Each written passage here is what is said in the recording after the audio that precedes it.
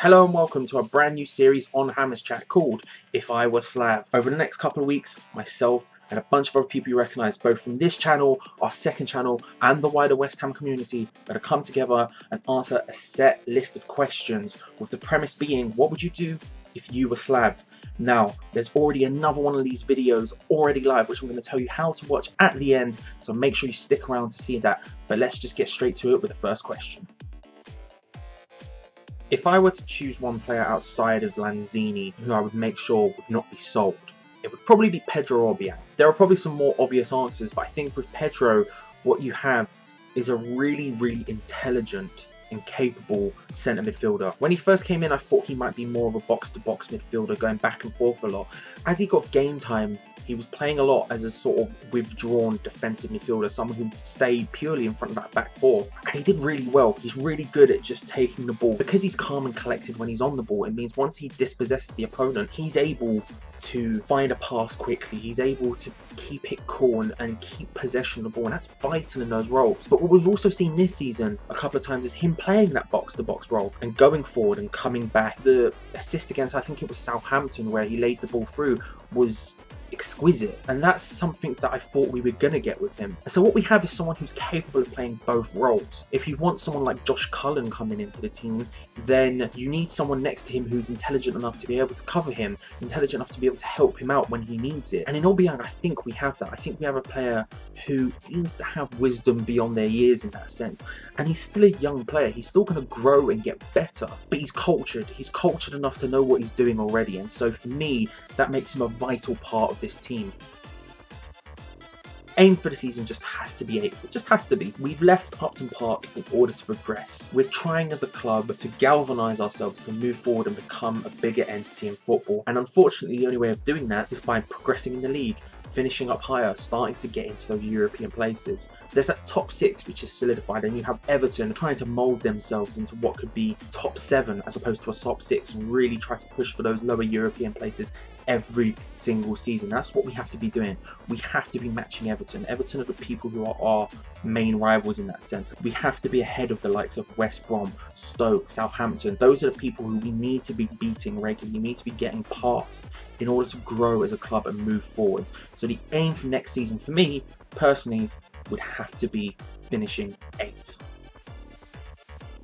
When I'm thinking about coaches, I'm thinking about what we're missing at the moment. I'm thinking about missed opportunities. And the biggest one for me right now is Chet Kouyaté. All of the physical ability, all the physical presence that you would desire in a centre midfielder. He reminds me of Yaya Toure in that sense. Strong, tall, quick, powerful. Once he starts running with that ball, he has that momentum, and he's so difficult to get off it because he's such a big physical presence. The one thing that keeps him from being one of the best centre midfielders in the Premier League is passing ability. He just doesn't seem to have it, and part of it is he doesn't have that awareness. You know, he grew up as a centre back, and so he's not going to know when to pass. He's not got that innate ability, that innate knowledge in his head of when and not to do things. If we could somehow bring someone in to really harness him, really get him working as a centre midfielder, really get that passing going, he would be a force. He would be a force to reckon with. He would be someone who would be impossible to stop. And if you give him that sort of freedom role next to maybe a more deep-lying centre defensive midfielder kind of thing, that's a fantastic player. And so that would be my choice. Someone to come and teach Kouyaté the technical side of being a centre midfielder, which currently he just doesn't possess. If there's one youth player who's consistently impressed me whenever they've played, no matter who it's been against, no matter what level it's been at, it's Ashley Fletcher. He looks like a target man, he has the frame of a target man, but when he plays, he links up really well. He drops deep, he gets involved with the play, he runs wide, gets involved in the channels as well. He also has something that strikers need. He follows up, he follows the ball. So many goals can be got if you just follow the play, follow the ball in, take a chance. If a ball's getting squared and you think the keeper's going to get it, just follow in, see what happens. And we've seen that this season. He's scored goals because he has that striker's instinct to follow the ball, and that's the most important thing.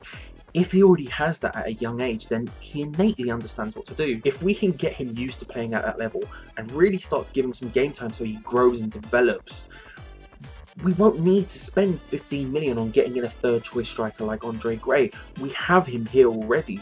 but that requires him getting that game time. And so if I was to pick one youth player to give game time this season, it would be Ashley Fletcher. Now, a lot of you are probably going to disagree with me with this one, but for me, the number 6 shirt represents more than Bobby Moore as a player. It represents the culture of West Ham. It's not purely about this amazing centre-back who led for West Ham and led for England, and for me it represents the Academy of Football. It represents bringing players through and teaching them and getting them to that top level.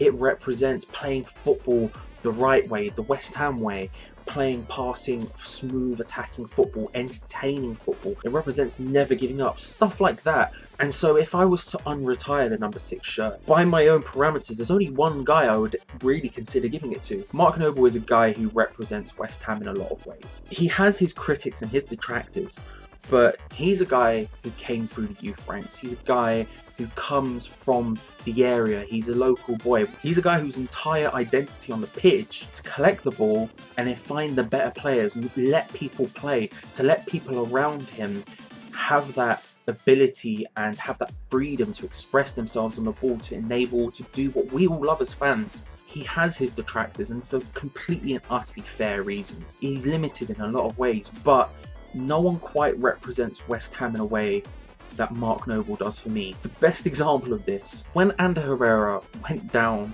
on the pitch at the Boleyn, how many other players would go over and physically pick them up and carry them off the pitch while shouting stuff at them? There are very, very few footballers in the world who would actually do that, and that's why I'd pick Mark Noble, because he represents what we would all do if we were on that pitch. He represents a dream that the number 6 shirt for me represents. So there you have it. That's what I would do if I was Slav. Now, I appreciate saying Mark Noble would get the number 6 shirt. Might be controversial. You might disagree, but guess what? There's a comment section down below. Use it to your heart's content. Get involved. Tell me who you would think. Tell me why I'm wrong. That's fine. I can deal with it. I'm an adult. Tell me why I'm wrong. Now, remember back at the beginning of the video, I did say there was a second one of these live right now. There is. We have a second channel, the Hammers Chat Forum channel. There'll be a link to it momentarily, and if you click on it, you're going to see the face of one Luke Malden. He's been on West Ham Fan TV. He's been on our channel. He's everywhere. He's even got his own. He did one of these over on our second channel. It's good, I know that because I edited it. So go and have a look at that one. See what he thinks, see where we agree, see where we disagree, see what he would do if he was Slav. And crucially, subscribe to this channel as well as the Hammers Chat Forum channel, because we've got a whole range of them coming with people you love, you know. Some probably hate like me, and you'll be able to get involved every time and tell us what you think you would do if you were Slav, as well as a whole range of other videos, cups of tea with Gonzo, reviews, previews coming up of all the pre-season friendlies and the Premier League and beyond. We've got a bunch of great videos coming your way, so make sure to subscribe, and thank you for watching.